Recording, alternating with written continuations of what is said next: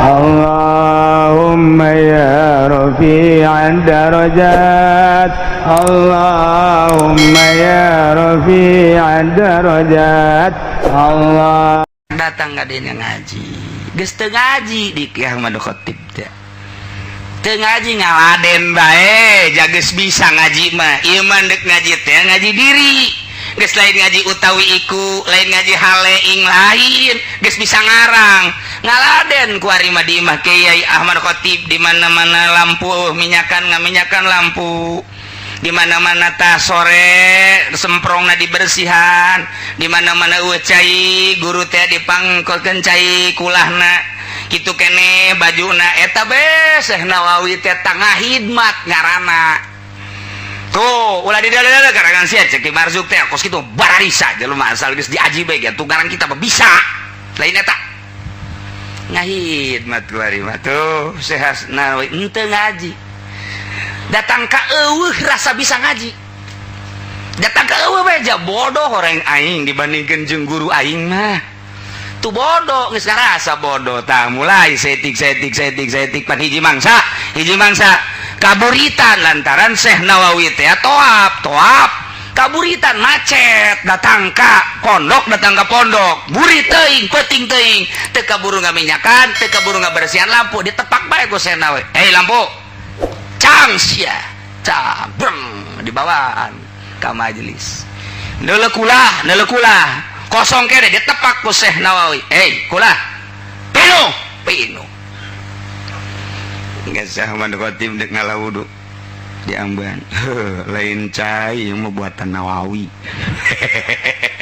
geus kayawan teu ngalawudu di dinya ge Ahmad Khatib mah biasa bae ngalawudu di dieu saja salat maghrib beres salat ngaji pas banteus keur ngaji maghrib Sanawi di lawang je bae geus bisa ieu ngajina tuh ngabandungan biasa aya murid hebat jasa atraksi di harapan guru cek Sanawi wah ka aing asana ieu ka aing ka jeung kuku wage geus beda rarasaan dia geus tungkul bae coba ka dieu kabehan delekeun deula ya mama dibuka baju jubahna teh dicokot dikelekna set buah naon ye rambutan wah ieu menang ti Pandeglang cenah ieu rambutan ye tenden cokot deui belah katuhut set naon ieu weh salak Bogor wali kuari mah babari jasa ngawalikeun jelema teh asal bisa hiber wali padahal manuk ge bisa hiber jalain wali asal teu dahar bae ngadahar roti wali ja Belanda ge ngadahar roti kafir asal teu dahar-dahar bae ngadahar kentang wali jadi Korea mah di Jepang ngadaharna kentang di Irak di Iran wali mah lain kos kitu atuh kudu puguh heula perjalananana teu babari jadi wali nu endek dijadikeun gunung ku Gusti Allah situasi jeung kondisi kumaha bae wali mah tenang bae nu kasipatan kula khaufun alaihim walahum yahzanun saat mana bae hirupna tetep tenang bae wali mah nyana mah bertahan mempertahankeun Al-Qur'anul Karim ialah waliullah atuh melalui pengujian mualaya jelema jadi dokter Andes jadi sarjana tanpa nyieun skripsi heula mualaya jelema boga ijazah SD lamun teu ujian heula moal aya jelema boga SK lamun teu diuji heula kitu keneh jadi wali kudu aya pengujian heula melalui pengujian nafsu ngomong mah babari nu jelas mah jadi wali mah kudu sepi tina opat hiji nafsu hiji makhluk dua dunia tilu nafsu opat setan sakitu bae tamah. Adapun carana tergantung kumaha guruna. Berbagai-bagai thariqah nyieun metode. Qadiriyah jeung Naqsabandiyah lain deui, Qadiriyah wan Naqsabandiyah jeung nu sejen lain deui, Rifaiyah lain deui, Syadziliyah lain deui, Tijaniyah lain deui, Utsmaniyah lain deui, Satoriyah lain deui, berbagai thariqah ujung-ujung nama endek ngalengitkeun opat. Inti nama endek ngalengitkeun ulah cinta dunia, ulah cinta makhluk, ulah nafsu, ulah setan sakitu. Mendak guruna kudu nu geus lempeng guru thariqah mah. Ulah ngaguru thariqah guruna masih keneh bobolokot ku dunia tu komo muridna. Ulah guru thariqah ka guru bobolokot ku makhluk atuh kumaha muridna. Kitu keneh ku nafsu, kitu kuno ku setan. Jadi kudu geus bener-bener bersih. Cek omong sompral nama mun aya muridna di masyrik, guruna di maghrib, murid salah, guru nyahueun kana kasalahan murid. Oh, lain badrak-badrak. Ieu mah guru tarekat teh. Ade sia sia geus ngaguru tarekat ban ka aing. Kuari naon kagawean sia? Dagang. Dagang naon? Dagang mobil showroom. Untung alhamdulillah. Sing inget atuh. Para yang guru sia. Ih, mah budak teh inget ka guru aya boga kauntungan teh. Sing inget sia bisa kitu teh ti aing. Sia masuk haju kacang poho kacang kang. Teu beres budak teh. Tah, eta mah guru Bangkawarah teh mah ka situ. Guru Bloon teh mah ka situ. Guru tarekat balain gitu. Saya kunaon bari pagawean dagang. Dagang naon? Ngawarung. Lah, dagang mah kitu-kitu keneh keur untungna paling meuli kendaraan, meuli sawah. Geus mendingan cek mama mending eureun eta kadiekeun duitna. Leuwih parah tah bos itu, Mas. Leuwih parah tah, Mas. Oh, no bener. Dumantek aya anti, nah norekat mah lamun can jadi urang jadi kiai nyieun yayasan geus jauh teh batal. Batal tama kos kitu mah lantaran eta panyakit usul ilallah. Jadi pejabat batal ngagugulukeun batal mun can usul, lamun geus usul bebas. Boro-boro nyieun yayasan nyieun lembaga jadi raja nage geus usul mah bahkan wajib. Jadi penyanyi masalah geus usul ilallah mah teu masalah jasa. Pokoknya mun geus usul ilallah dina harti engke dibere posisi-posisi ku Gusti Allah tergantung dirina engke aya nu ngatur engke. Lantaran ieu nagara teh kudu diatur ku ahlina. Geus nu ngatur ngangon, nu ngangon teh kudu nyaho kana nu diangon. Mun urang ruang lingkup jeung santri atuh kudu kitu ngangon. Ruang lingkup jeung masyarakat kitu atuh. Ruang lingkup pemerintah kos gitu. Ji urang mun nyulusup ke dunia kawalian kadang-kadang urang ge kaget. Oh, jadi kitu sarua. Jadi di jero nagara teh aya hiji parlemen. Aya parlemen, aya raja, aya patih da. Oh, aya gubernur, aya bupati. Nah, aya RT. Aya RT na biasa. Eta teh parlemen gaib ngaran. Jadi urang teh dibalik zahir aya batin. Di balik pemerintahan zahir aya pemerintahan batin. boh mun eueuh nu kararitu negara dunia di kumaha. Wah cek Amerika bohong tuh mah jieu geus bohong tinggal bohong sia mah sia bae aing lain. Jadi kos kitu tah. Nah, ieu mah urang mun nyaritakeun kos kitu asa dibawa ka alam mana, dimensi mana. Teu kaharti. Sebab urang mah mun nyaritakeun mankobah teh nyarita asakna bae.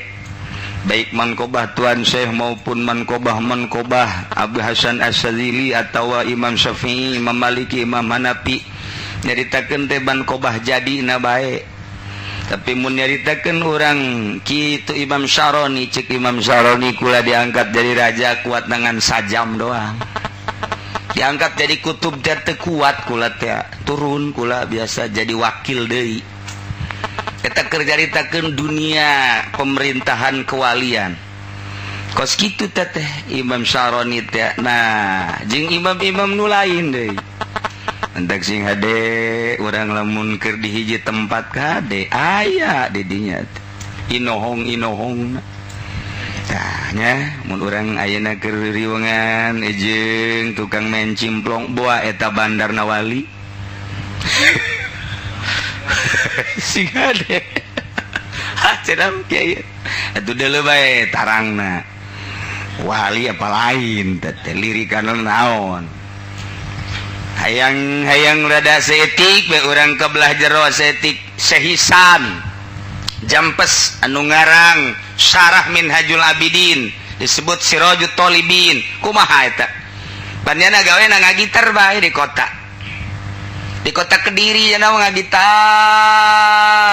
terus peting main gaple main remi. Wah indungna geus papala katakan nyarekanan banyak seuri bae kolotna geus nyaci maki nyarekanan maksudnya sia ulah kitu bae nya seuri bae aju maena menangan bae deui deres maena menangan. Apakah kumata geus menang teh duitna aya duit nu dibawa ka ieu mah teu aya. Harita main harita menang harita dibabagikeun harita keneh selehnya ada sebar duit ada sakitu tah dibere ku aing ditambahan seleh sebar duit elehna sakitu tah dibere ku aing ditambahan 2 kali lipat. Syekh Ihsan jempes teh kos kitu nyanyi engkenya namun tak sing ade saya Habib Rojak nyanyi tah eta kelengweng eta nya tah hayang kawin deui teh mah lain amin moal aku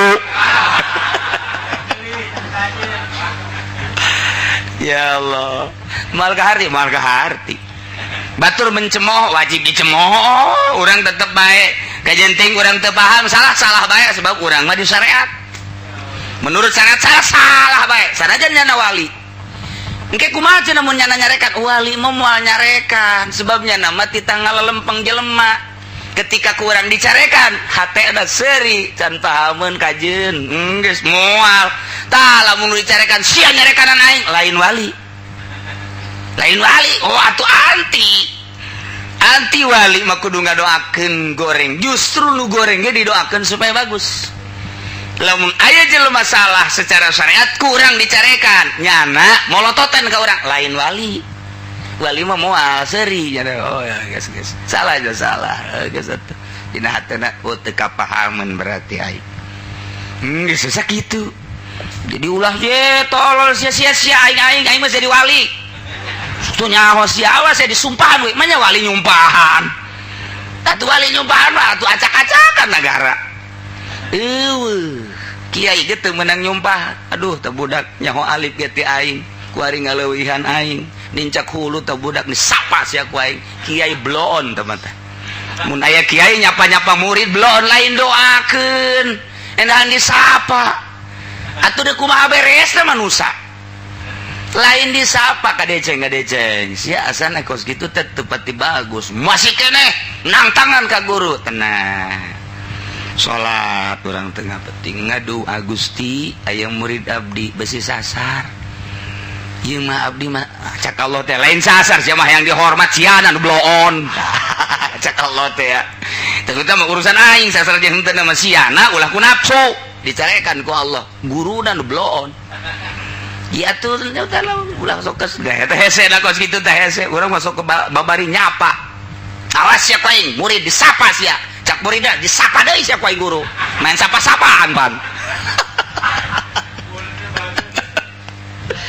tah nu mentek lamun urang di syariat bae moal eureun-eureun ngadu argumentasi urang bisa alpiah batur leuwih bisa cekcok nu bisa alpiah jeung nu bisa alpiah syariat mah kitu bae urang bisa jamul jawab lah jamul jawab aing ge betus leuwih ti kitu aing mah datang ka iraha ge kitu bae ngaji naon itu tafsir aing ge betus jadi tafsir mah moal aya anggeus teh syariat mah emang kos kitu bae tapi ketika urang geus sululu ka jero lain eta nu ditingali jaya ilmu mah akur bae tapi kok lain deui mabruk amat eta ilmu aya naonan di jerona urang moal neuleuh ilmuna moal neuleuh jelemana neuleuh hikmah nu terkandung di eta jelema nu teu katotor ku urang ulah sambarangan tah jelema nu kos kitu teh eta geus moal dipasi-masinikeun boro-boro keur benerna keur salahna ge keur salahna sing ade geus teu bisa dipasinikeun da bagos kitu asal masinikeun aya nyana moal naon ngan nu masinikeun ringsek sebabnya nana keur jeung Allah bae geus moal dipasinikeun ilmu mah di momana ge atuh pokona mah asal aya luhur aya nu leuwih luhur deui asal nu luhur deui langit luhur aya nu leuwih luhur deui pokoknya di atas langit aya langit deui langit kahiji aya langit kadua langit katilu langit katilu langit kaopat langit katujuh aya sidratul muntaha ji dipasinikeun asal enggeus jadi ahli Allah moal aya nu masinikeun lain ilmu eta mah nu di deuleuna aya rahasia nu terkandung di balik ilmu eta aya naon etalah urang teh eta dititah silulup kadinya abeh tentrem kumaha tah maksud tentrem teh kieu boga duit urang 10 juta tentrem teu boga duit atuh teh tentrem eta biasa tah kos kitu mah maksudna urang mah supaya neuleuh mobil urang akur bae ya emang urang teu gablek ieu kuku bahagia biasa bae ih atuh biasa misah urang jeung dunia teh misah urang-urang dunia jeung makhluk misah urang-urang makhluk tah supaya kitu geus urang teu kaciwit ka bawa daging teu aya ta'aluk makhluk teh tah kos kitu dititah teh abeh tentrem geus di imah bae teh betah di imah teh sebab teu aya ta'aluk lah geus urang teh jeung pamajikan bae hiburan teh pamajikanna cenah jore pandian ya daripada aing teh bisa nyandung mandi diroskam ku urang semprot make baygon set beres gedeng sia daripada nyandung teu bisa ngarasula urusan nu di imah kitu-kitu keneh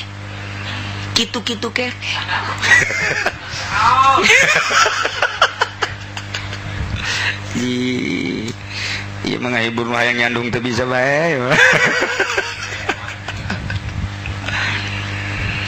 tah kumaha ieu mimiti urang ngaji heula ngaji awal wajibin alal insani ma'rifatul ilahi bistiqoni tauhid dibarengkeun di pondok mengaji amil jurumiyah sorop narkib ngelal ngasal beres nyaho ye kana kalimah jeung asalna nyaho kalimah teh ieu soheh ieu mutal nyaho kana kalimah geus teu kasaliru mulai ku ari dilumpatkeun kana nyambungkeun grammar berarti ieu mubtada ieu khobar moal aya mubtada mun aya khobar pasti di mana aya mubtada kudu aya khobar ieu fiil ieu fa'il moal aya fa'il mun fiil setiap fiil kudu aya fa'il ieu syarat ieu jawab moal aya jawab mun eueuh syarat di mana ya syarat kudu aya jawab persyaratan nu jadi syarat kumaha persyaratan nu kudu jadi jawab kumaha persyaratan fiilna kumaha persyaratan fa'ilna nu bakal jadi fa'il kana fiil kumaha geus fiil nang dibagi aya fiil zahir aya fiil kitu domir kitu kene khobar ge aya khobar mufrad aya khobar jumlah persyaratan khobar jumlah kumaha diaturlah ku Ibnu Malik dina kitab Alfiyah mulai kuari orang nyai-nyayan maca teh geus teu katara salah ge padahal salah geus teu katara bae geus pokona mah dikenceng-kencengkeun we macana pokona mah teu katara padahal salah mun aya nu negorpan macana kitu dhaif aya qaulda beres cak Haji Hamid mah kos kitu bae guys ulah hese-hese saya macan kapanggih aya kaulna nu dhaif aing mah make nu dhaif barang datang ka imah aing salah sebenarnya atuh batur ge eleh ku urang ge eleh gos sia mah nu mutamat da sekali-kali atuh macan nu dhaif eta jangan ngagos doang entak geus pokona mah jeung santri mah malaya eleh na bae komo nu teu ngomong mondok mah ngobrol jeung nu mondok atuh geus dilipet bae eueuh salahna padahal mah beneran itu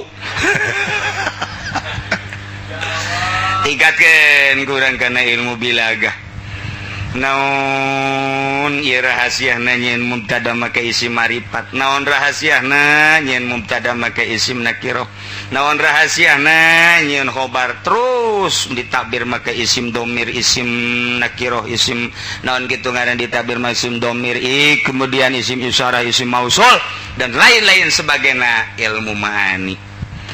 Jangan lempeng-lempengkeun anu pabelit make ilmu bayan, jangan dihias make ilmu bade rapih luar biasa.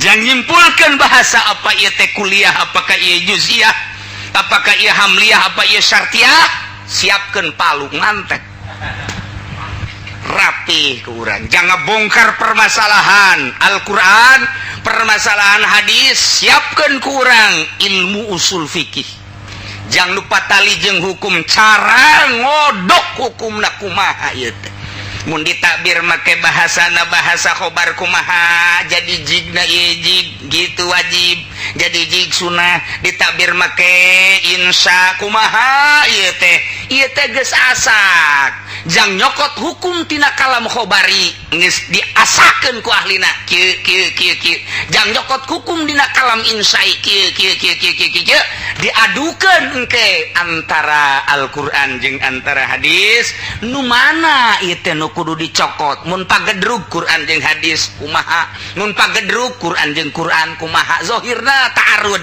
mun pagedrug hadis jeung hadis kumaha mun pagedrug hadis jeung kalam ulama zahirna ieu teh kumaha anu dicokotna teh kumaha geus diatur ku usul fikih.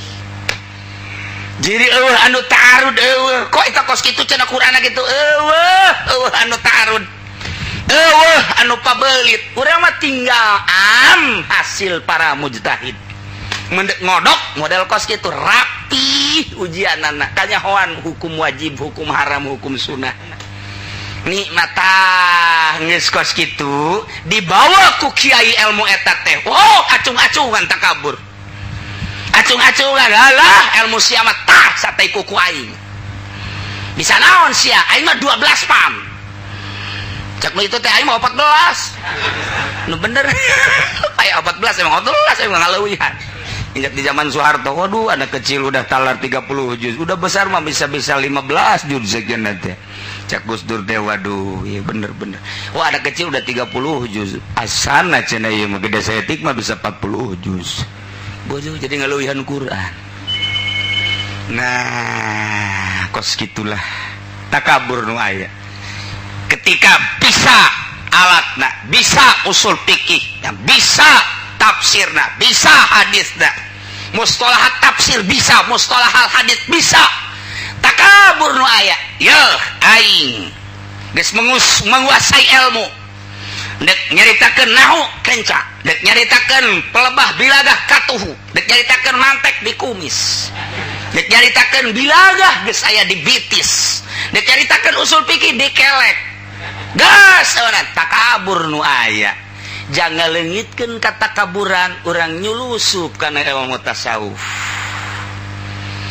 Kuari kurang supaya dipicen ilmu non kata kaburan, di mana posisi takabur, di mana posisi ria, di mana posisi hasud, di mana posisi asup urang kadinya. Dibimbing urang ku guru sing hade maneh teh kieu carananya. Udang ti peuting, mandi, wudu, setel TV. Sok bae satungtung aya nu resep terus bae. Datang ka subuh ge eueuh masalah. Ke bebeja ka murid mah tahajud bae. Tahajud. Hudang ti peuting, salat sok zikir, sok baca Quran. Kuari benturan kolbu teh. Geus urang teh dirapihan. Lelembutan disebut latifahna, sok eusian. Ku zikir dengan cara anu asli ti guru. Mulai ku ari lain deui kadelina sieun lempang bari zikir, diuk bari zikir, datang ka coplok ilmu asa teu boganana. Batur pinter amat ja aing mah teu bisa, batur hebat amat ja aing mah teu bisa. Tuh datang ka kos kitu sakumaha Syekh Nawawi. Sanggeus Syekh Nawawi teh bisa ngarang kitab, bebeja kaki Marzuk. Wa ta abi geus ngarang kitab. Kumaha teh Ki Marzuk? Bisa. Jelema kos kara itu mah Nawawi. Asal diaji nahuna, diaji bilagahna, diaji mantekna ngarang kitab mah bari kos kitu mah. Cek Syekh Nawawi pada inang hese-hese di situ dianggap. Lain kitu. Aduh. Iya hasil karyanya anak dibikin ke Kiai Marzuk teu ditarima. Lain eta takabur sia bisa kos kitu mah. Wah tuh kuduku mah pikir ku sia ngalamun bayannya di Syib Amir, tempatnya Syib Amir, hotel Syib Amir. Syekh Nawawi teh di dinya kuari mah tinggal ngaran Syib Amir aya Thoriq Syibul Amir. Syib Amir teh Syekh Ahmad Khatib sambasna di dinya tah di Jabal Abi Gubes. Bebeja deui kadua kali abdi ieu ngarang pang ningaliakeun pang tasehkeun. Lain eta Nawawi ngarang kitab mah babari. Engke sia lamun geus ngarang kemudian sia teh boga rasa tuh karangan aing. Tah piceun rasa eta. Kudu ka mana tuh abdi tuh gaji ka ditu tuh. Tuh gaji tuh guru tuh. Oh kadinya. Ngaji ka ditu piceun ilmu sia. Ngaji ka ditu. Sekali, dua kali, tilu kali karak datang ka dieu ngaji. Geus teu ngaji di Kiai Ahmad Khatib teh. Teu ngaji ngaladen bae, jageus bisa ngaji mah. Ieu mah deuk ngaji teh ngaji diri. Geus lain ngaji utawi iku, lain ngaji hale ing lain, geus bisa ngarang. Ngaladen ku ari mah di imah Kiai Ahmad Khatib di mana-mana lampu minyakan ngaminyakan lampu.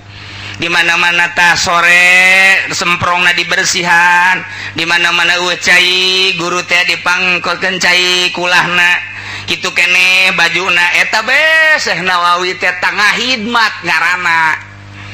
Tuh ulah di dalam karangan sia Ki Marzuk teh kos kitu bararisa jelema asal geus diaji bae gitu ngarang kita mah bisa. Lain eta ngahidmat kuari mah tuh Syekh Nawawi henteu ngaji. Datang ka eueuh rasa bisa ngaji.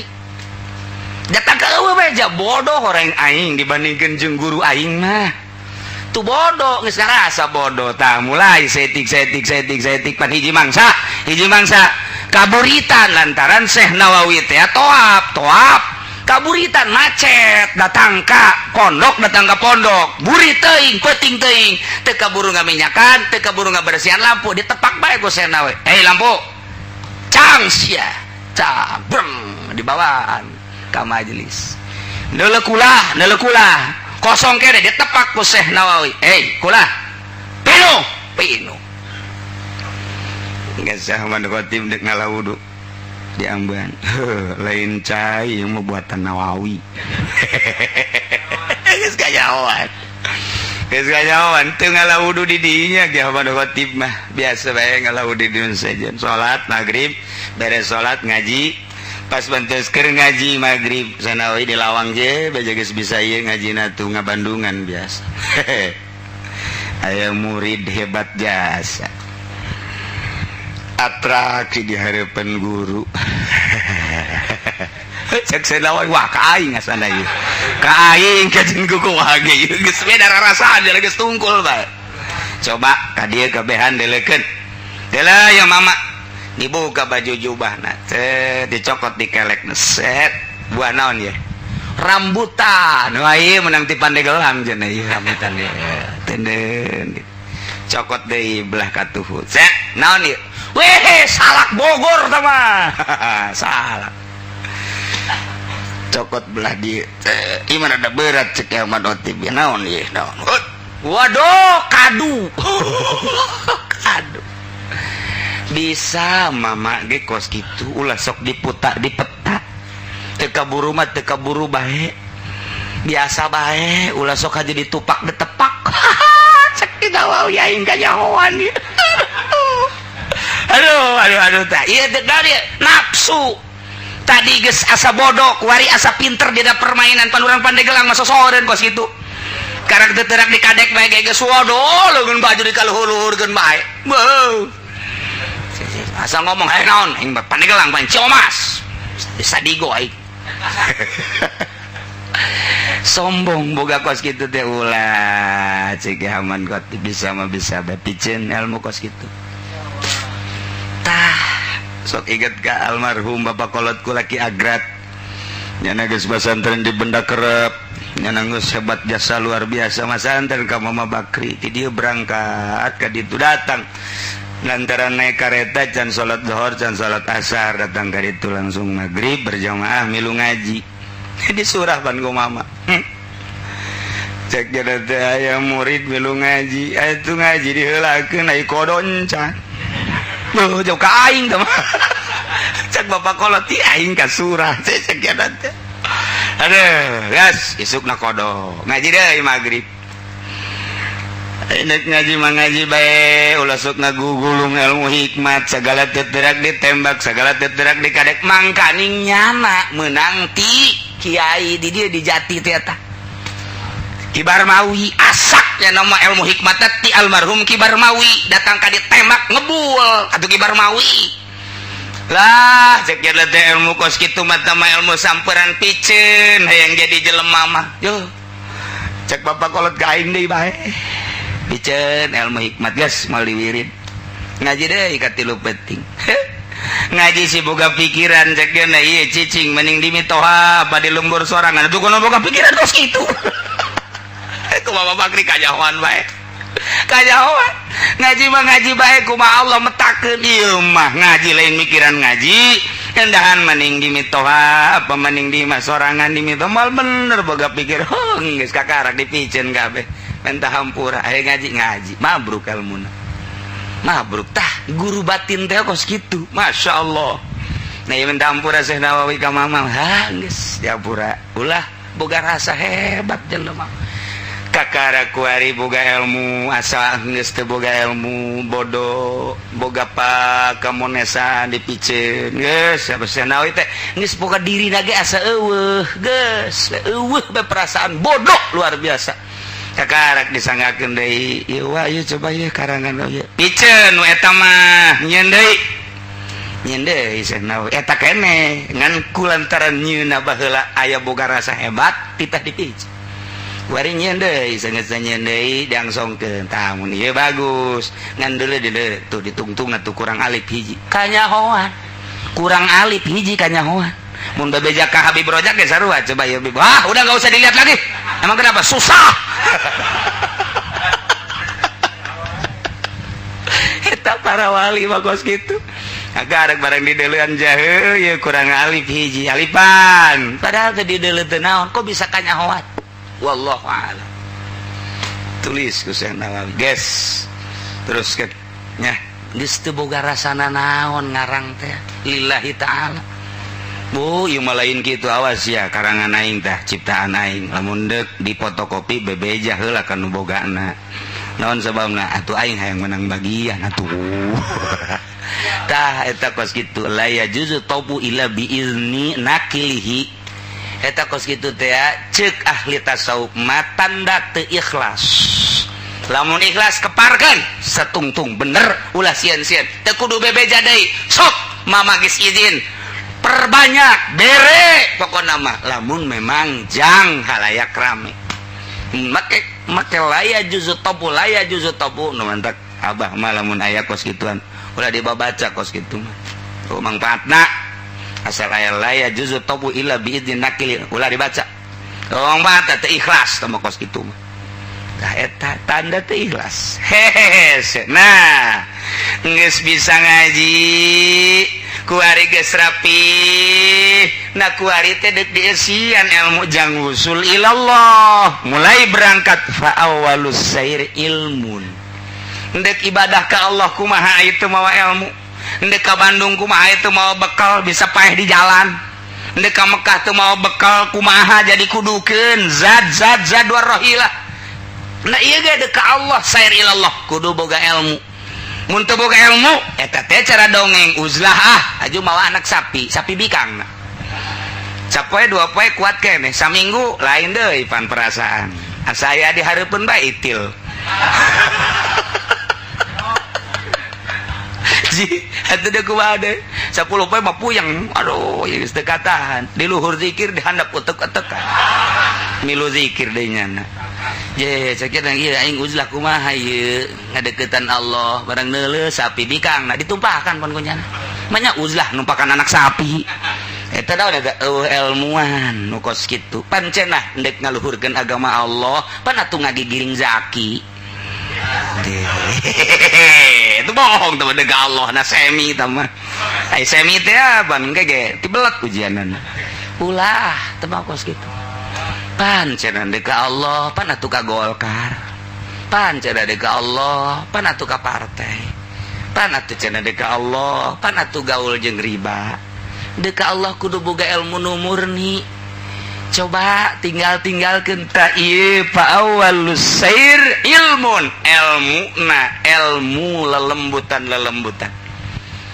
jadi timimiti ilmu syariat kuari naik ka tarekat pan ieu deuk usul ilallah atau lamun ka partai mah usulna ila duit atau lamun lagi gulung nu kos kitu mah teh jadi tim sukses usulna teh ila Eropa sarinyana alhamdulillah cenah anugerah ti Gusti Allah kajian pager kan pun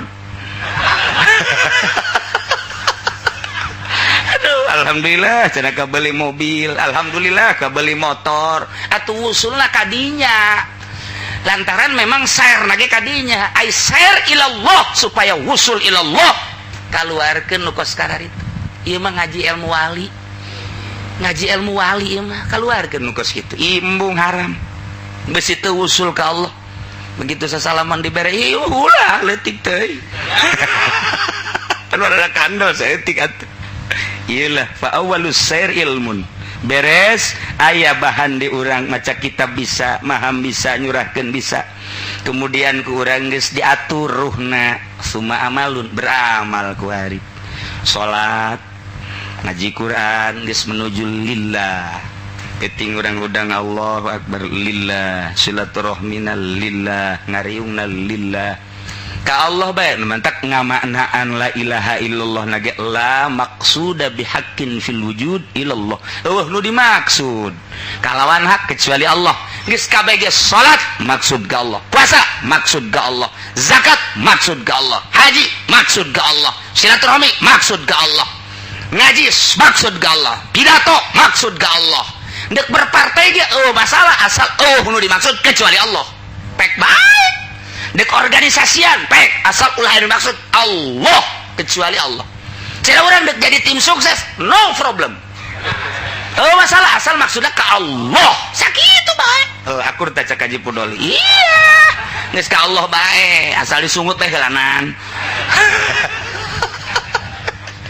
ka Allah la maqsuda bihaqqin fil wujud ilallah encan naik deui engke la maqluba encan naik deui engke terus naik deh sesuai jeung makom kuari berangkat kudu boga ilmu berarti aya nu nuntun guru kuari beramal aya nu ngaping guru geus beres kakarak sumahalun ti dieu bakal timbul naon hal zauk teh nyicipi urang mun nyayur geus akur ieu teh rukun sayurna mun teh mah urang nyayur asem tina ngongoraan kemudian laja asem dan lain sebagainya coba rasana kumaha icipan ku urang sayur oh ngeunah geuninganan ieu sayur kurang aseman kurang uyahan kurang lajaan lieh ibadah ge sarua bae sok kurang nyayang ngeunah geuning geus karasa kurang zauk boga rasa nikmat lantaran ieu hate teh dijazab ka Gusti Allah ditarik dikaga Allahkeun situasi jeung kondisi kumaha bae ieu dijazab hate urang teh geus dikaluarkeun dunia dikaluarkeun makhluk nafsu jeung setan kajazab katarik ka Gusti Allah geus aya ner ngeunah geus geunah mah atuh waduh mantep biasa deh nangkep asal geus geunah nangkep nyaho-nyaho ngagoler bae geus tuh Habib Rozak maka budak deh bener. Waduh. Nah, asal geus diicipan ngeunah suma surbu ngeregu. Nikmat geus. Jadi berarti kuari bah geus menghayati nikmat terasaan teh. Jadi ngeunaheun hese nyaritakeun ngeunah dina ibadah mah. Nyaritakeun Allah asa dihareup.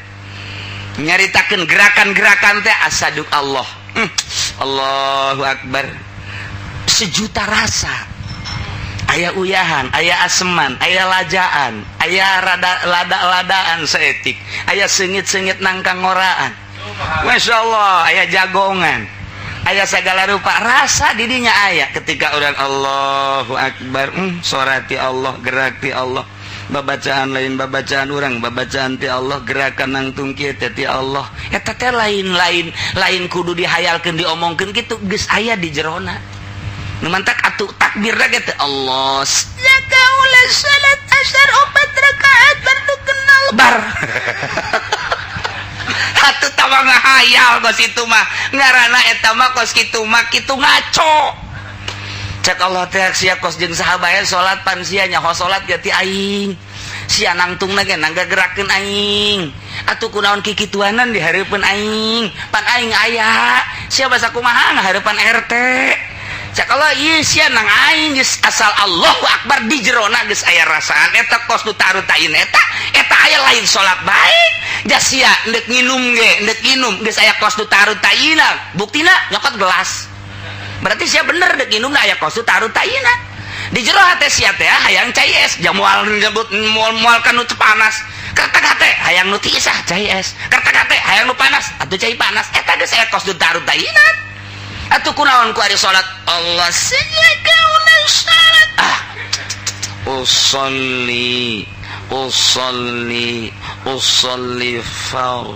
usolli far cak Japar hayo siap. Sebab si Japar na ya di tukang pan. Tahu bagaimana Haji Pudoli tahu mah. Cara mah kos gitu. Usolipar. Ya enggak siap ya di tukang. Tahu sarua jeung ai subuh teh. Pas subuh teh nangtung we. Cek di tukang teh kun. Maksud di tukang mah kunut. Ngabejaan. Aing nyana pajar kunti atau lompat. Aduh di tukang lompat deui saruana blon kabehan pan geus datang keluar ditanya kunaon lompat cak sia cenah kunti kunut salah kabejaan kun atuh kabejaan sesuai kun-kunan atuh manakani ngatur remeng-remeng pan ya kunti anak pan ieu asupna eta geus salah usolifar si Japar itu kan enggak siap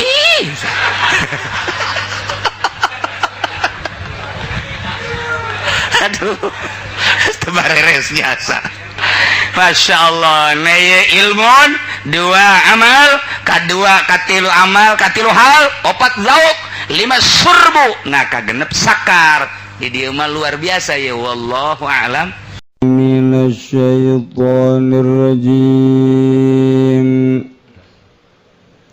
Bismillahirrahmanirrahim. Tahlilul labziyu tawi iki iku urayan kang bangsa lafaz laisa fi maduna makna duna agolla awagin jamu giyatin layalan ladayu giyam ma'rufatun kugangden kinawaruhi wa kudirat hunalan den kira-kira ken yaugia huna ing dalam kene banggonan biar ba'ina dirhaman kalawan 40 dirham minal warik bifatil wawi macane kalawan fatawa wa kasrail fa'al fiddah lelen gasakeun rone warik al fiddati yakni perak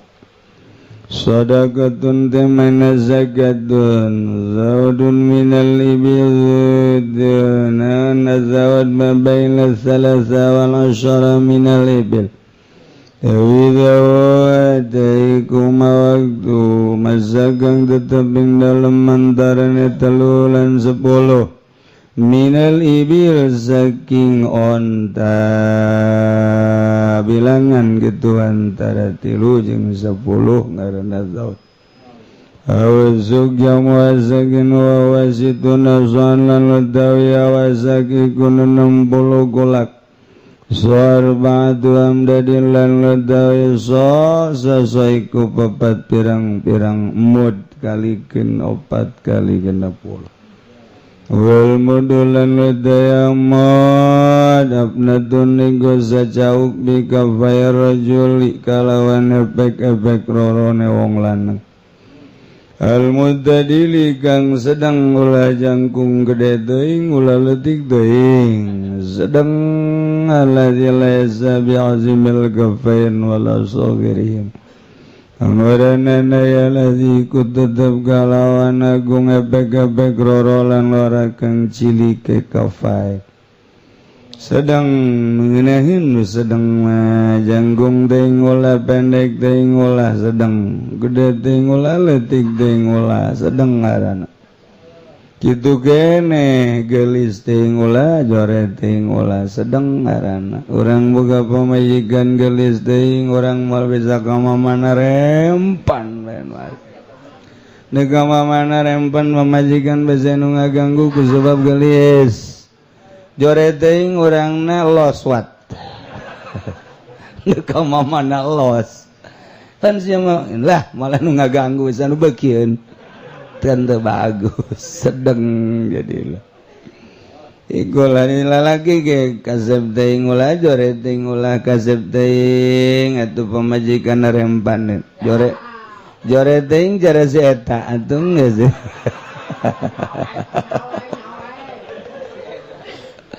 diloswatkeun ku nya geus anu beukieun ka salaki aing cek adalah ikola de seje wujub zakat dari kang awalik wajib zakat bil fiddating dalam salak bahimatil an'am lan jakaya bahimatil an'am pirang ingon-ingon bayani nisabi kulli sin bil min dzalik al martalakeun nisab saban-saban pantagang tetep saking mangkono fiddah baibah 2 wujub zakat utawi kang kaping done iku wajib zakat bil khamsati awsukin dalam 5 pirang-pirang wasak bila tamari saking korma wala bilan wijil fama fauq kabarang kang teteping dalam sadu kuring khamsah wa bihadza qalal jumhur lan kayawani kilaiki wujub zakat ngujab ilham zada awasuk ngucap sapa ulama jumhur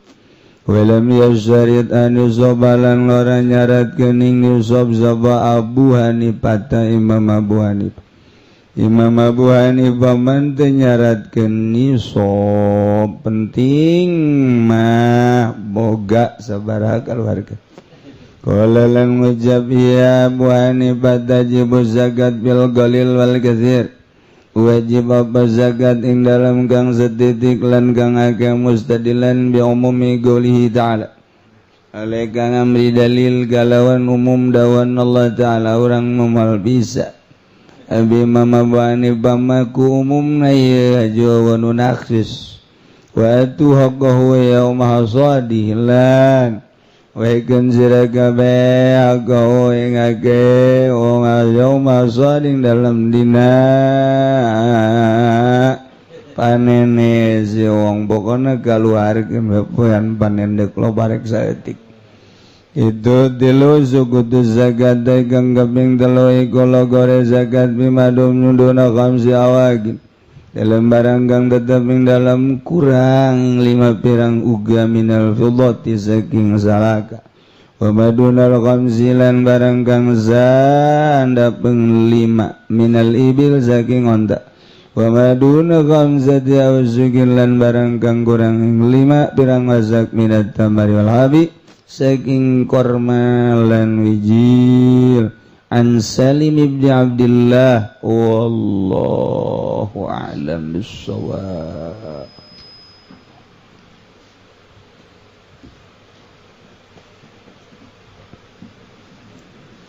Bismillahirrahmanirrahim wa famal makhfud maka napun utawi kang den jeerkeun bil harfi kalawan haraf fahuwa iku maka utawi makhfud bil harfi ma yukhfadu iku barang kang den jeerkeun yamma bimin kalawan min wa ilalan ilawan lanan wa alalan ala wa filan fi wa rubalan ruba wal bailan bawal kafilan kaf wal lamilan lam wa hurufil qasami lan pirang huruf qasam wa hiya lan wadaya hurufil qasam al waw iku wal baulan bawat taulan ta wabiwawi rubalan kalawan waw rubawa bimudlan kalawan mud wabimundulan kalawan mundu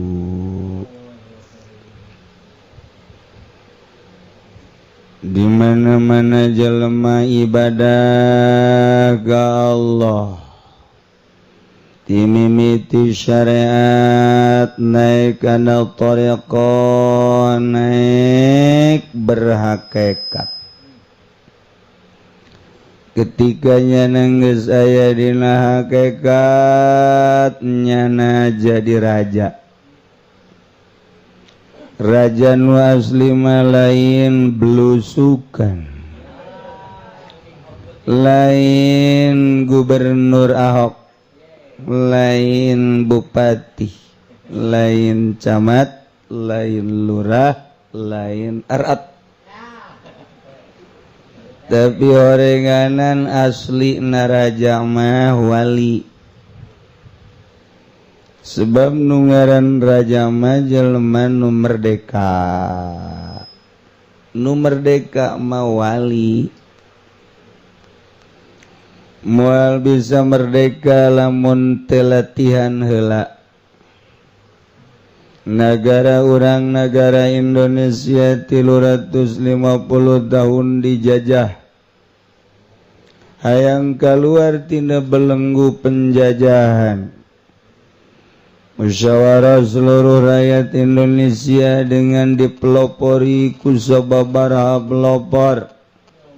Aya Bung Karno didinya, aya Bung Hatta didinya, perjuangan aya Imam Bonjol, aya Raden Supratman, aya Ibu Kartini, jeung nu lain-lain. Karena kesemangatan bangsa bergerak menuju satu kemerdekaan, misi jeung visi dihijikeun tanpa pamrih.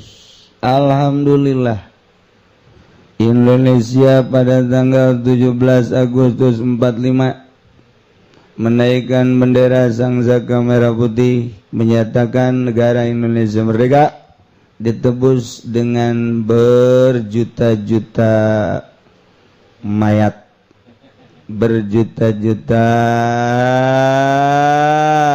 ruh anu ngagulimpang bapa anu ngagulimpang bapa kolot anu ngagulimpang pemajikan anak tetangga jeung sajabana hanya untuk kemerdekaan. Dia sila kemerdekaan dengan tebusan seperti eta anu boga sejarah baheula bapa kolotna tertembak kena murtil, anu pamajikanana we ceelian, anu deres we ceelian manu kabom menghandapkeun bujal tapi hirup kan teu bisa dipake. Nah iya anu dipencitan anu susuna digodot eta tebusan sebuah kemerdekaan nu kuari diaresian kunyana teu pernah membaca sejarah menang capek luar biasa nyana merubah kedaulatan anu tadina kedaulatan rakyat kuari kedaulatan sieta, kedaulatan sieta, kedaulatan sieta. Nah iyalah eta mah negara teu masa bodoh, ieu mah urang manyaritakeun kemerdekaan diri. Mimiti orang teu merdeka ku dunia, diutar-atur ku dunia harus berangkat pagi pulang sore. Hanya sebuah dunia, naik turun jabatan, kemudian boga anak buah lah orang kayak gitu, hanya sebuah dunia. Ternyata orang dibudakeun duku dunia, sedangkan jakang jeung Nabi manaropa dunia tarokah jelema anu nyaho kana dunia pasti ninggalkeun. Sebab dunia eta kasiba lir teu beda jeung satogalak. Sahasi jelema nu neuleuh maung kemudian teu lumpat, sahasi jelema nu neuleuh gajah teu lumpat, sahasi jelema nu teu singa teu lumpat. Kunaon atuh ari neuleuh maung jeung singa lumpat beusi diterkam, tetapi lamun neuleuh dunia urang bobogohan jeung dunia. Padahal maung jeung singa mah merusak hanya jasa di dunia doang, tetapi dunia mah ngarusakna ieu menuju ke arah batin anu bakal nyilakakeun di akhirat asup ka neraka jahanam abadal abidin. Antak jeung Kangjeng Nabi manaropa dunia tarokah, jelema anu wau kana dunia geus nyawa kana dunia pasti lumpat tina dunia. Urang mah ngudag dunia, berarti orang mah beloonna ge beloonna deui. Jadi ti beloon teh 2 kilo geuning ka ditu. Jauh kan. Sebab urang anu dunia diteangan. Nah ieu keur carita urang mah ieu teu wau berarti kana dunia lantaran urang ngudag-ngudag dunia. Minimal dunia nu aya urang gunakeun bake ibadah ka Gusti Allah. Tuh bupati keterkam ku dunia, tuh gubernur keterkam ku dunia, tuh DPR keterkam ku dunia, tuh MPR keterkam ku dunia. Tu berbagai manusia-manusia nu jadi big boss dan lain sebagainya eta teh keur katerekam ku dunia. Di mana dunia yang dituturkan cek nyana puncak yuk, cek nyana Bali yuk, cek nyana ke luar negeri yuk, belita eta masuk hotel yuk, urang meuli yuk, jajan yuk, dunia katerekam nyana ku dunia. Eta nama katerekam ku dunia sebab dunia aya urang mangudak dunia na eueuh. Adana eueuh jadi teu katerekam. Da ieu lamun kiai ngudak-ngudak dunia milu jeung partai Golkar aju aya nyana hidup-hidupan eta kiai keur katerekam ku Golkar. Kiai milu hidup-hidupan di PT ieu teh keur katerekam ku PD. Hanya sebuah dunia. Ninggalkeun ibadah ka Gusti Allah teu karasa beki ipis iman dilengitkeun kalazatan ibadah ka Gusti Allah nyana terlena babarengan jeung lurah camat bupati jeung bangsa aktor-aktor gitu politikus katerekam nyana nu kamari mah asaraya di masjid kuari nyana aya di pendopo kamari mah azhar magahan budak ngaji kuari nyana teh keur ngarumus-rumuskeun lain-lain sebagai eta nya ngaranna katerekam. Nah satungtung kitu bae hirup datang ka pae rugi merdekakeun atuh waduh cara ngamerdekakeun kudu aya nu nungtun mursyid ngaranna kuari nyana aya nu nungtun mulai hirup ngamerdekakeun diri tina dunia anggeus beres alhamdulillah kuari kudu dimerdekakeun ti makhluk sebab makhluk memual keluar ti dua hiji ngalem nomor kadua nyacat ketiga orang robah di alam jeung dicawat berarti orang can merdekakeun diri urang tina makhluk ayalah nu nungtun alhamdulillah kemudian nafsu anu ngabelenggu urang loba kahayang hayang ieu hayang itu hayang ieu hayang itu mun urang teu diwara nafsu teu diri Allahan urang moal merdeka ku urang kuari diri Allahan hayang ieu hayang ieu hayang ieu di perangan ku urang yang itu hayang itu hayang itu di perangan ku urang kayangna ngan sakadar difokuskeun kana parentah Allah merdekalah urang kuari tina setan teh musuh urang inna syaitana lakum aduwwum bin maka urang nganyahokeun la setan nu kos kumaha eta setan supaya urang jelas ngamusuhanana barang dideuleu-deuleu orang setan mah bukna panjang mendak lamun bukna panjang berarti eta setan nomor kaduana anu gendut eta nu gendut setan biasana garendut setan mah geus nu gendut berarti setan geus kitu bae eta mah anu kitu naon cingcina loba eta setan aduh ih cenah jalain setan aing mah jelema okos setan wow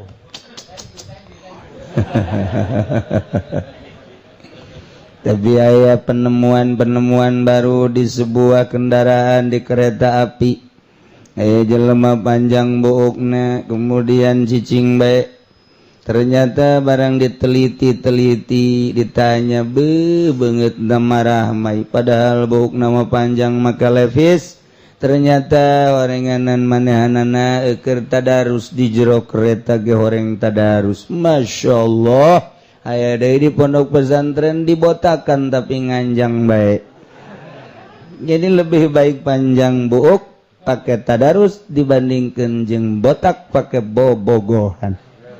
Nah lah cenah aing moal dicukur atuh setan bae tetep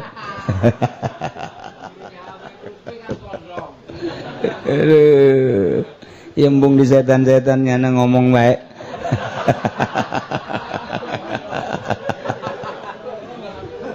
aduh ampun itulah ibadah ka Gusti Allah horenganan terjal loba tanjakan-tanjakan disebut aqabah. Tanjakan pertama dunia, tanjakan kedua makhluk, tanjakan ketilu nafsu, tanjakan keempat setan. Ketika orang bisa melalui tanjakan-tanjakan tersebut, maka wusul ilallah. Orang geus datang ke hakikat.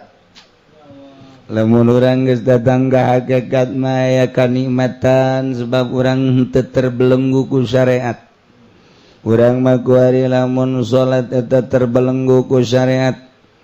Ketika orang salat nangtung kemudian difokuskeun make niat usolli fardhu zuhri 4 rakaat mustaqbilal Ka'bah.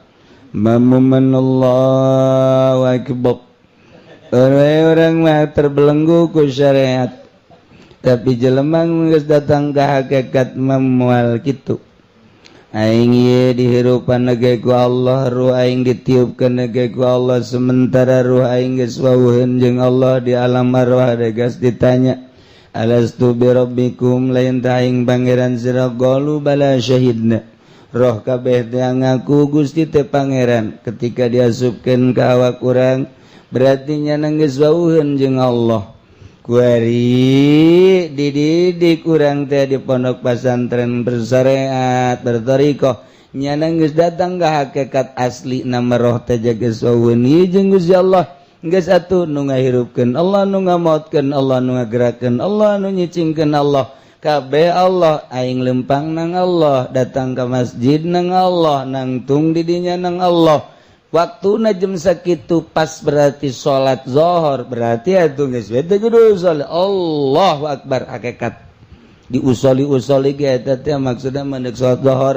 sementara jelema anu berhakikat bang geus wauheun golbuna hadir jeung Allah nu mantak usoli tekan ngahadirkeun Allah lantaran urang mancan terasa hadirna Allah ketika jelema nu ibadah geus ngaleungitkeun tanjakan nu opat tadi maka hadir Allah di jero hate dengan kehadiran Allah lainnya nu ngarasakeun lempang tapi Allah lainnya nu ngarasakeun takbir tapi Allah lainnya nu ngarasakeun gerak jeung cicing tapi Allah sebab Allah kan maha segala-galana nyana ngiptakeun Allah nyana digerakkeun ku Allah geus al-muharriku wal musakkin adalah Allah geraknya gerak Allah cicingna cicing Allah deuleunya deuleu Allah dengenya denge Allah sebab naon sebab di dirina hadir Allah ketika Allah hadir maka innama amruhu idza arada syai'an ayyaqula lahu kun fayakun Allah ketika ngajadikeun sesuatu cak Allah kun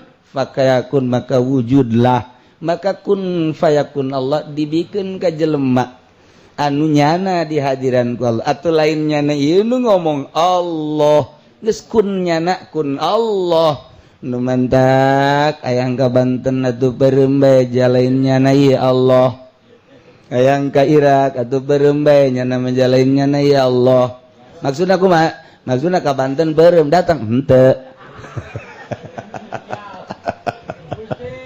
asal beureum bae tambah sos jelema nu neuleuh tanah saya tak tanah batur ukur habak coba maksudna naon tanyakeun usaha atuh calon maribut tanyakeun aju laporan deui geus ditanyakeun usaha anu Mang Zaid atuh geus ditanyakeun mah ti lain bos deuk beuri teh henteu engke ditagih nanyakeun goblok antek sing ade jeung bos mah tuh tanyakeun tanah saha aja ukur urang menanyakeun ngukur geus endai ieu Pak geus diukur geus tanyakeun geus aja kunaon tuh ieu nu sabaraha dibelina sanuk meuli aing mah ditagih nanyakeun jeung ngukur aduh puyeng aing diteuluh bisa tah bos dah lah ieu urang lamun nyaritakeun alam tah digeserkeun basa etik tah urang ge nyai-nyayan heueuh oge ngan ulah naon nu mantak ulah ieu kan ngajina umum mantak bari lalagaan ge urang mun ngaji kos ge serius be atuh ujianna ka imah ge geus datang ka imah langsung ka kamar bluk wah cek pamajikan kunaon dia kunaon jadi kieu tas ngaji pokona mah bakal ngahakekat urang bakal ngahakekat mantak teu meunang ilmu hakikat dijelaskeun aslina sebab can wayah urangna teu masantren aya nu masantren ge atuh eta tadi ngan umur masantrenna doang nu kebel jadi pondokna mah nyaeta teh kos kitu ye pancen kiai sok sombong sia ulah sok aju ngagetak ka aing kadeuleu kitabna pansa Paris salembar aya coretan 2 lembar eueuh lembar aya 2 lembar itu mencatan dah eta kos kitu berarti sia teu istiqomah eta atuh ai kitu onam sia sok aju ka aing teh jeneng duh kiai sok sombong lain sombong deuleu kitab sia malah tafsir Munir sia ka mana eueuh dikuan dijual pakai nganjang tuh kan tapi ja geus kos kitu bae geus rada nyai-nyayan tuh mantak lamun urang ngaguru ka guru mursyid ngeunaheun bakalna sebab naon cara-cara ngahakekatna dibere nyaho kuyan saeutik bae tadi tah atuh kunaon make jeung heseun amat ka belenggu ku syariat di alam arwah roh urang geus wawuheun jeung Allah, boro-boro urang kafir ge rohna mah wawuheun ka Allah. Ketika diasupkeun ka awak urang kok jadi teu wawuh jeung Allah. Nu tadi dunia makhluk nafsu jeung setan ngahalangan ka wawuh roh ka Allah. Ketika nu eta geus dipikeun bray ngagebray ieu teh tabir halang. Jih, atuh jeung Allah mah atuh geus teu make syariat. Harti teu make teu usoli jeung Allah. Jangan salat teh gelinnya anak Allah. Mantak sa Siti Jenar dipanggil Jenar ka dieu, eueuh Jenar ege Allah. Allah ka dieu, eueuh Allah ege Jenar. Eta hese, mudah manunggaling kaula Gusti. Bernyat-nyatu antara dirinya jeung Allah. Sasar teh urang ngomong geus kitu. Emang teh sasar atuh sasar sebab naon? Urang mah muhdasah. Urang mah hadis, Allah mah godim. Masa ngahiji nu godim jeung nu hadis? Nah di dieu nu urang khawatir. Ieu kan menceritakeun perasaan, eta menceritakeun wujud kidam baqau maqala bal hadis kiamun. Lah eta mah sakadar kembang lisan. Kembang lisan tama budak leutik ge bisa wujud kidam baqau muqalafatun lillawadisi. Kembang lisan. Kembang lisan nama. Jai tauhid nama lain eta nyulusupna perasaan yakin ke jero gelbu. Di awak urang aya golbu, di jero golbu teh aya sir. Aya golbu mah ieu mah sonubari, bentukna okos buah sonubari. Ketika dioperasi aya jalain eta, tapi eusi kandungan eta di awak urang jasad aya daging, aya naon garang-garana kulit, aya daging, aya getih, aya tulang. Di jerona aya rohan. Geus di awak urang aya roh, di kolbu urang aya sir. Hijikeun gerage roh jeung sir. Etalah ngahijikeun eta. Frekuensina ketika aku roh jeung sir, maka bakal muka blak, muka syafah ngaranna. Mentak isuk-isuk muka calana, muka hasyafah. Bari utek-utekan. Atuh teh kudu subuh bae cek kabeh berojak mah. Kapan maunya aja. Luar biasa. Atuh emangnya nama beuki nu muka hasyafah jerawat. Nah, jadi balik deui roh urang mah geus baueun jeung Allah. Nu mantak teu nyambungna jeung Allah asa jauh Allah dunia, makhluk, nafsu, setan. Maka Allah ngutus Rasul supaya miceunan halang-halang. Rasul mah geus maksum, langsungnya nama jeung Allah baena naon. Maka lantaran Rasul uswatun hasanah, Allah ngadamel peniru Rasul ialah wali mahfuz. Lamun wali lamun Rasul maksum, lamun wali mahfuz. Ketika orang bisa kitu ngaleungitkeun keterjalan dunia, makhluk, nafsu, setan, maka urang teh hadir di Allah.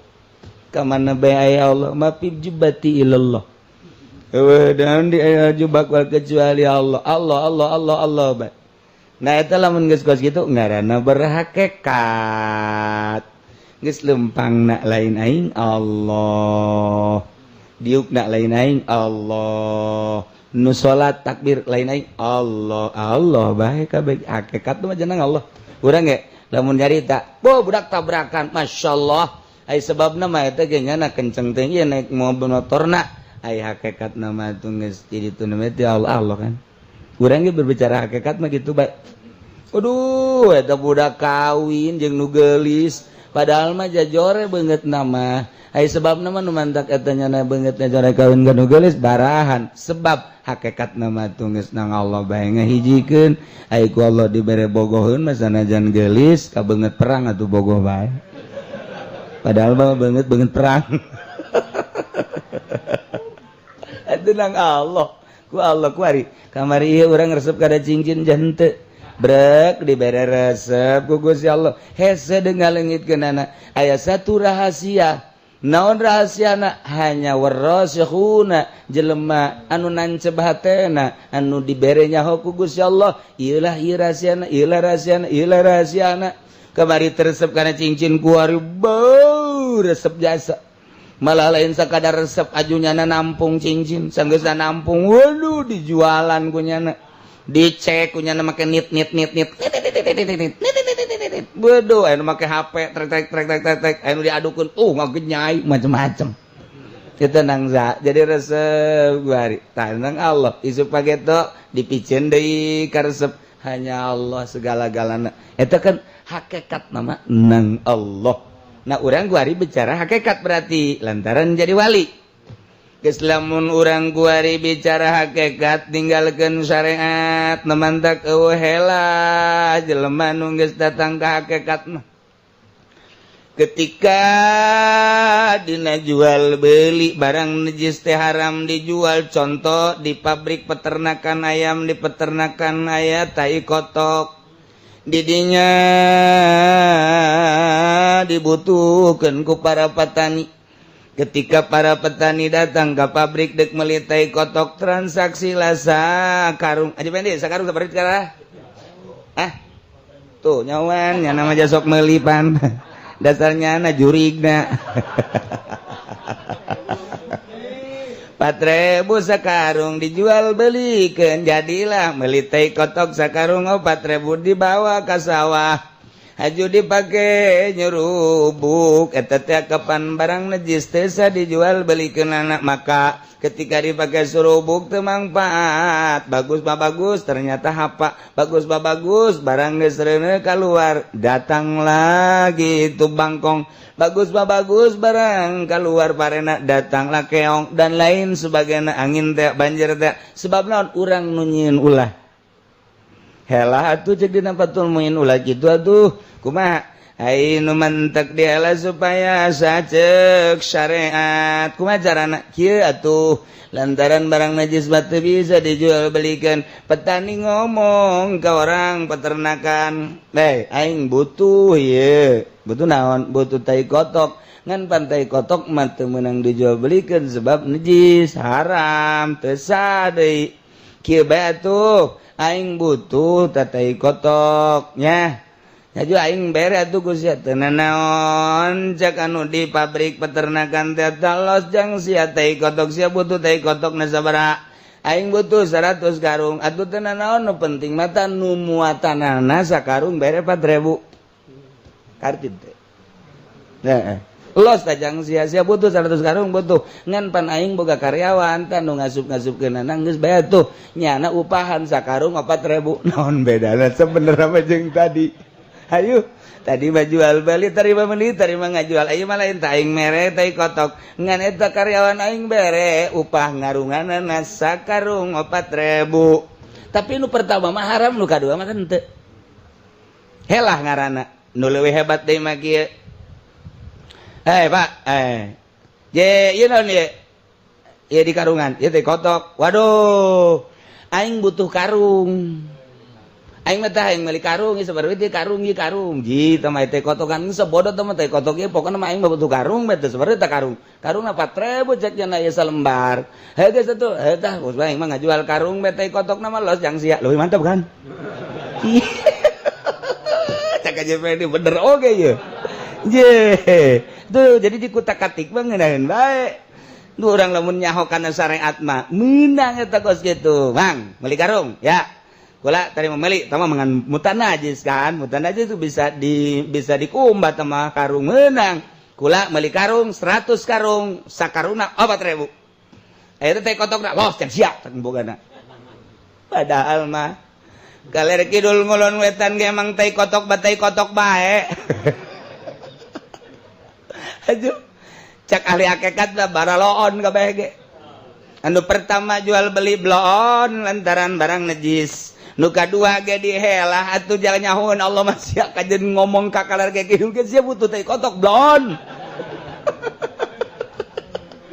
sadajan sia ngomong karung sabaraha duit tak karung 4.000 geus aing meuli karung lah cak Allah aing nyaho sia butuh teh kotok cak ahli hakikat lah Gas, beres tuh kan. Kurang lamun ngaji Fathul Muin mah bisa diulah heula. Ketika urang nyaritakeun hakikat haram bae.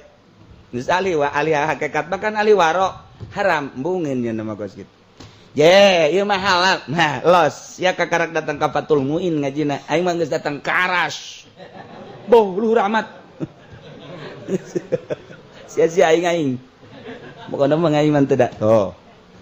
Kuari malam aya jelema nyaritakeun caksa cenah eta duit ti pamarentah teh haram. Blon eta mah kiaina anu ngaharam-haram duit pamarentah haram. Bolon. Kuari malamun kieu mah urang disumbang ti Australia eta duit teh haram lantaran ti kafir. Asupkeun heula mah ke proposal ke pemerintah, di pemerintah makan duit teh halal. Geus duit duit haram dihijikeun jeung duit pemerintah anu halal. Sarua jeung anu mustamal dihijikeun anu mutlak ka bawah mutlak cek nya teh jadi halal. Bisa atau bisa bae? Sok jeung dalilna Aisyah beuki mah. Wari ayeuna mah terus bae urang deuk naon di mana haramna cenah duit pamarentah teh ja urang teh kapan ieu ayeuna ngagungkeun ngaluhurkeun berjuang sedengkeun berjuang teh tanpa duit mah kumaha atuh teu jalan sebab aya perongkosan. Nah, ieu mah ulang mah carita syariat bae urang berjuang di negara dibere ku negara. Ieu teh kapan upah ti negara saha nu ngaharamkeun ja halal baik-baik halal. Proposal ke pemerintah halal. Baik syariat mah masalah ketika dibalikeun kali hakikat eta mah cai kieu sakali cai kieu bae sebab eta pemerintah meunangna teh agapan tina pajak ai pajak mah eta mah ijma ulama seluruh ulama sahabat kabeh ngaharamkeun deuk diulah deuk dihela ka mana bae ge eta mah urusanna pikir halal cak pikir cak syariat haram bae sakali ente ngadahar duit pemerintah teu ceuli datang ka bisa khusus salat. Buktikeun kuari mui mana anu khusyuk depag mana anu khusyuk bupati mana anu khusyuk salatna. Oh cenah ulah nu kos kitu atuh kiai mana anu sok pendopo aja khusyuk tanyakeun gaji pendi puguh barang balik di pendopo ge nya ngageremetna sial teh bupati cenah nek bere 3 juta ing 300 teu nganggap ka aing bolon jasa nanyakeun gaji podoli mah nya nama bener 3 juta. Kunaon dibeda-beda tolol tah. Awas ya ku aing protes ka jeung kumaha ge. Teu nyadar bahwa nya nama lain kiai.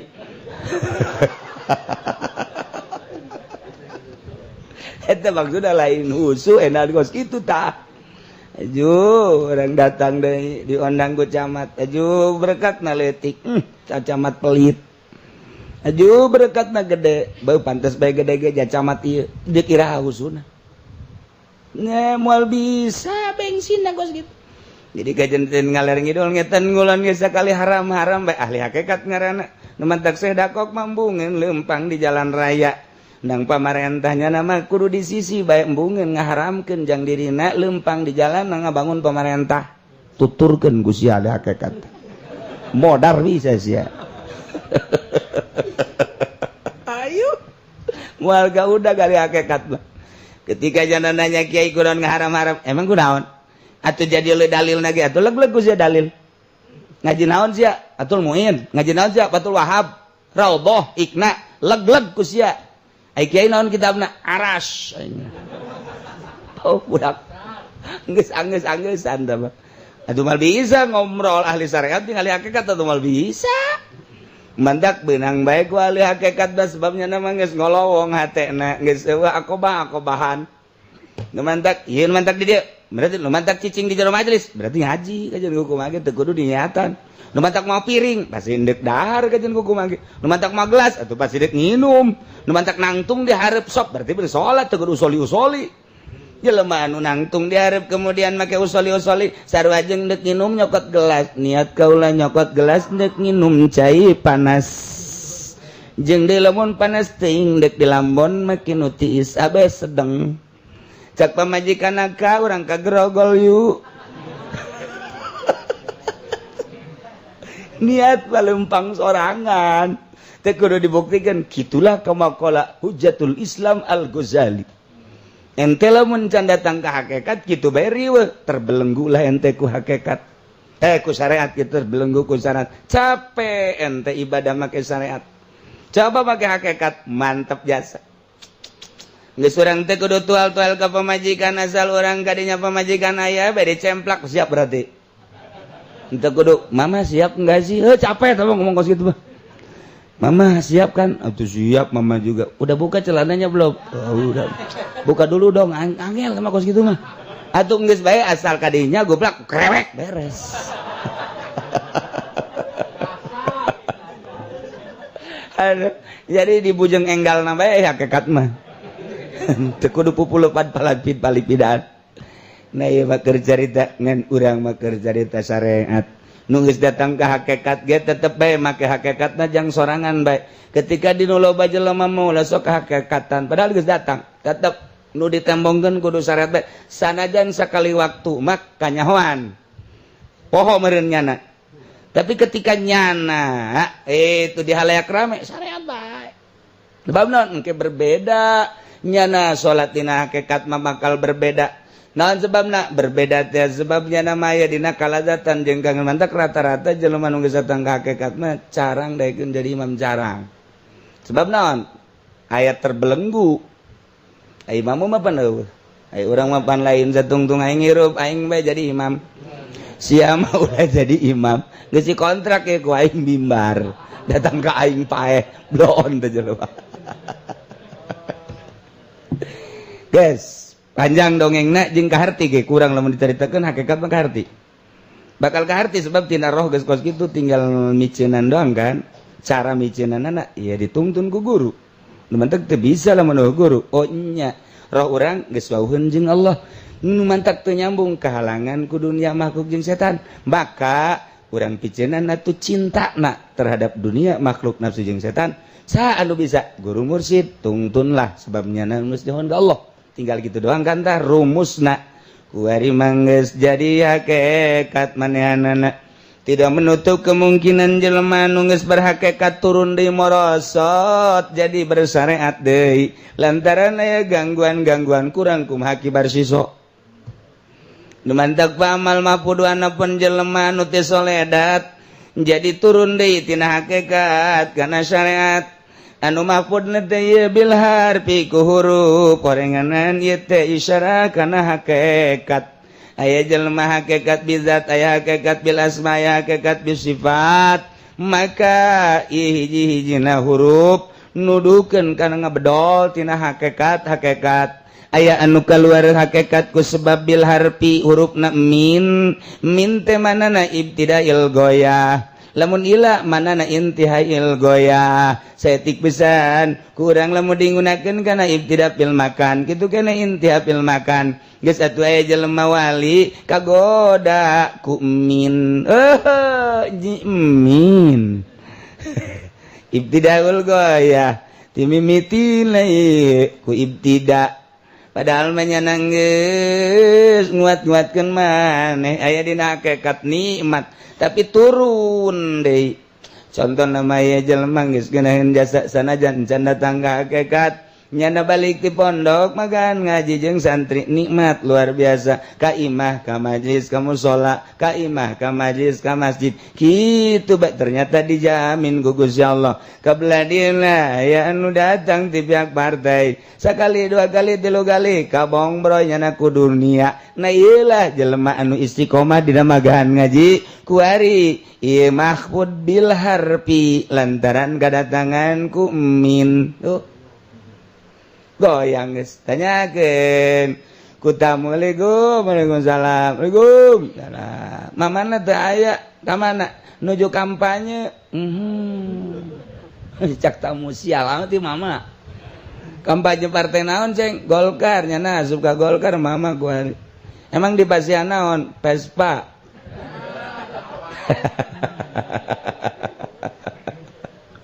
wartosna mah cenah hayang Avanza ngan duka kumaha engke maksudna transaksina maksudna jahayang ngali cenah eta ge atos ti Vespa mah kana mio atos ti mio hayang Avanza nembe ka peser sedan butut teu lempang sadan bututna yang apanza entos apanza hayang kawin deui waduh dimrotin jamilatin eueuh nu ngaminan Allahumma zawidni imratan jamilatan eueuh nu ngawinan jangnyana doang sorangan nah ieu kaganggu anu mantak mah mayufadu bimin wa ila nah ieu lah min isyarah kana ngaganggu jeung ngahandapkeun kana kahakikatan nu mentak lamun teu diperangan sampai paeh cek Kangjeng Nabi urang mulai ku hadibil jihadil akbar setelah jihadil asgor perang di medan laga masa kedeung mungkin sapoe mungkin 3 poe seminggu setahun tapi merangan nafsu mah ila